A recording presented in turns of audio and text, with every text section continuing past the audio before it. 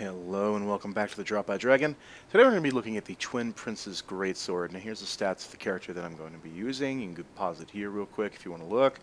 And we'll go over to equipment, show off the rings and the AR and all that stuff like that that you get from the Twin Prince's Greatsword. So this is kind of a unique weapon.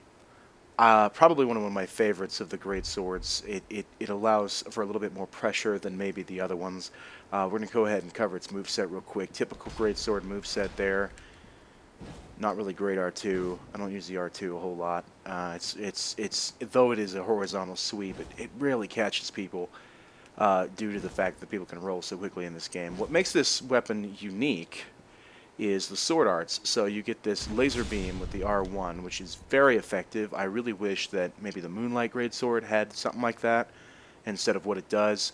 And then the R2 is this fiery slash that puts out a little wave in front of you and also can do some really decent damage. However, the weakness of this weapon is the focus points cost that you'll be using for the specials. So my recommendation to you is to not spam those abilities. I see a lot of people who decide that they want to just use the laser beam a lot, and that also works with the longsword. People do that with the longsword, the one that has the holy little beam thing that it does. A lot of people will spam the laser, and people just see that coming. It can be blocked with the shield really easily. So I wouldn't spam the laser. I would use the laser to set stuff up. The fiery sword art, that one, I mean, it's a good catch for people who are rolling into you too much, but there is a chance they might just backstab you. So I would also use that as a setup as well. You kind of do that sparingly. As the latest patch that came out, sword arts are not as effective if you don't have enough FP for them.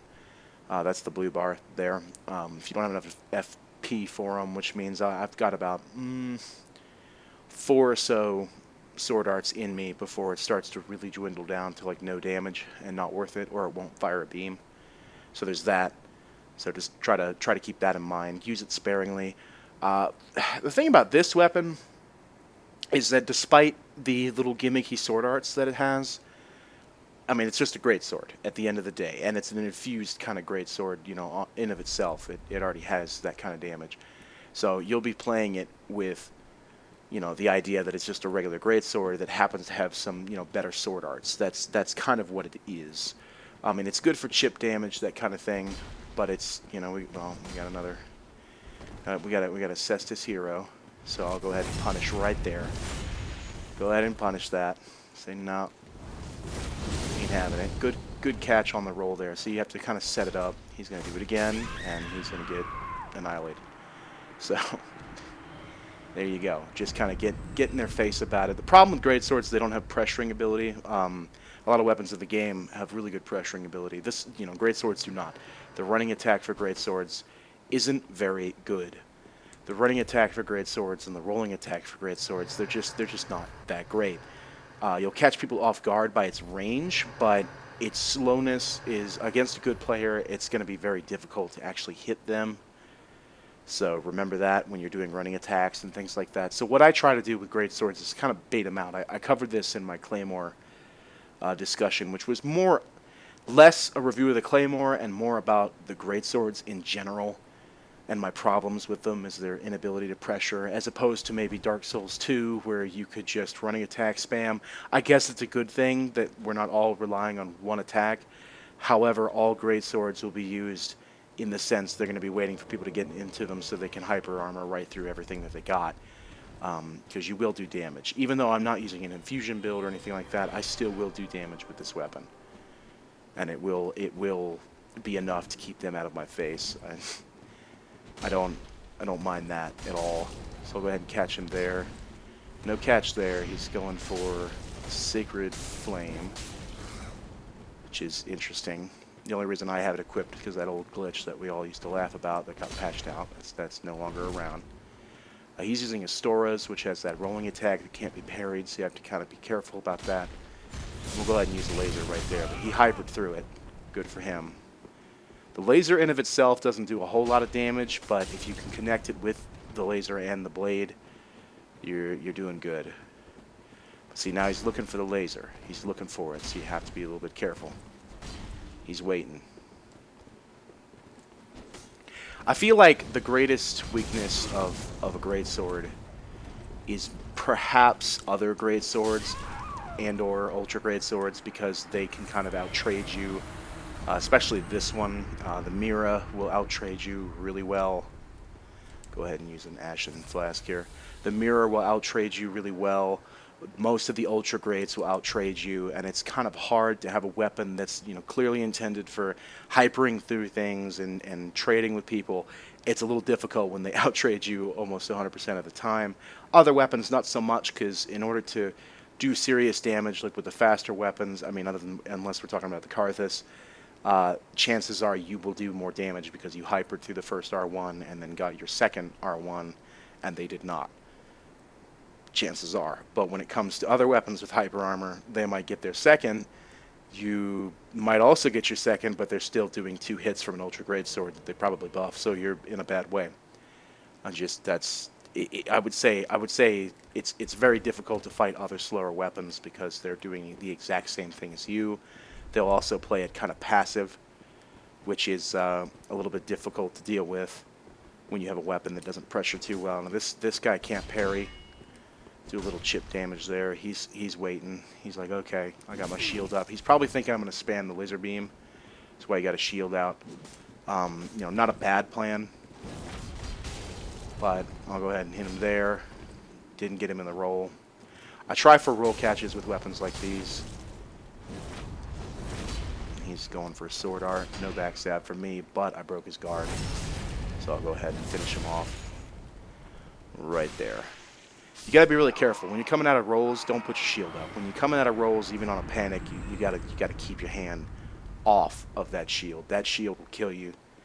You'll get smacked, and then boom, guard broken, and you're gonna have a bad day with it. You wanna be very careful when you're using a shield.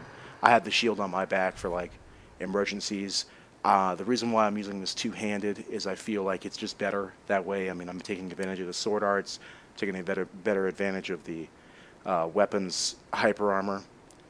I'm taking better advantage of the weapons damage. So I don't feel like, you know, one-handed might be good for a couple of catches, but to be honest, it's not very good. I don't really like doing the great swords one-handed. I think if you're just going to do great swords, you might as well two-hand them, because you need that damage and you need to be able to hyper and trade through somebody's attacks. You have to do that.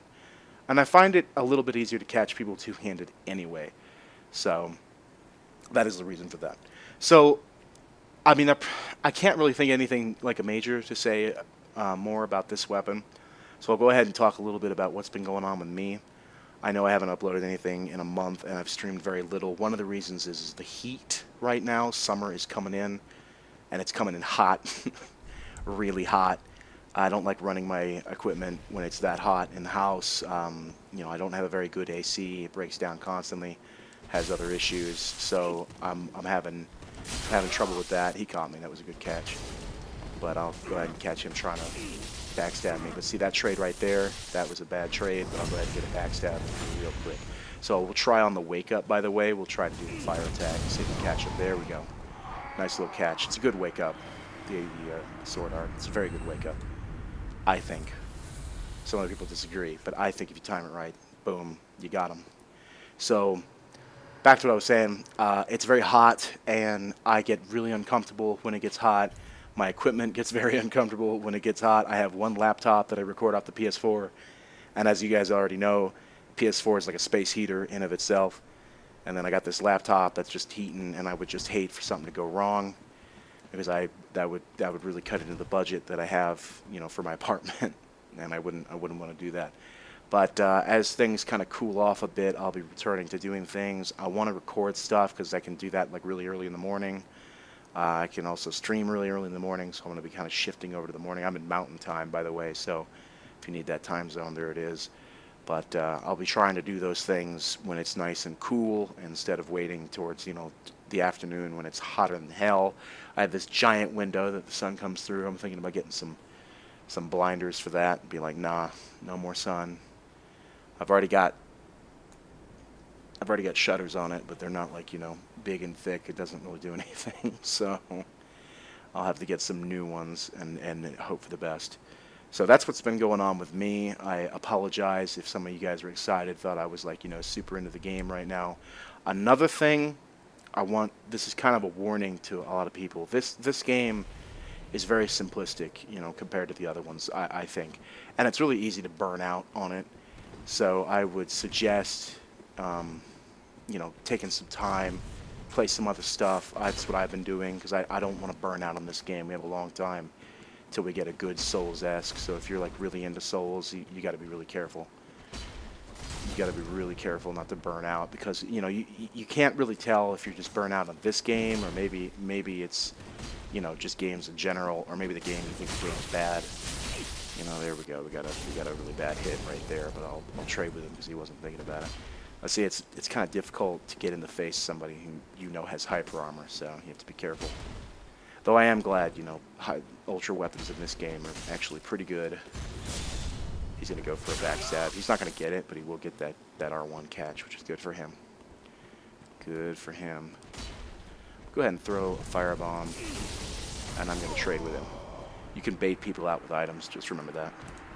Should have mentioned that before, really, now that I think about it. But you could bait people out with items, just like that, and be like, oh, throwing a firebomb, oh, R1ing. It's kind of like the old, cast into R1, R1, R1 from Dark Souls 2, so you could do that with items. Remember that, bait them out. But, that's what's been going on with me. Kind of short video. I don't have a whole lot more to say about the weapon. I don't have a whole lot more to say about what I'm doing. So there's that really short video. Hope you guys, appreciate. We're just going to cover it real quick. So in summary to this thing, don't spam the laser. Don't spam the fire. Just kind of wait it out, bait people in, and then maybe you can catch them. Do some damage. Try to catch them with the blade and the laser. The laser in of itself is not even worth using the FP if you're not going to hit them full contact with the blade. The fire included. Little fire wave that it has is kind of like a little added bonus, but it's not very effective in of itself. You want to hit them with the blade. So do that. Bait out for your hyper armor. Play a little bit aggressively because you have that hyper armor, and then make sure you can win trades. If you're dealing with somebody who's an ultra user, you're going to get a little bit fishy. You need to roll around their attacks, bait their attacks, and then hopefully you can come out on top of that. It's a little difficult, but I believe in you guys. I believe you guys can figure it out. So there's this weapon, the Twin Prince's Greatsword, and I hope you guys have a good one. Thank you so much for watching. The Dropout Dragon is dropping out.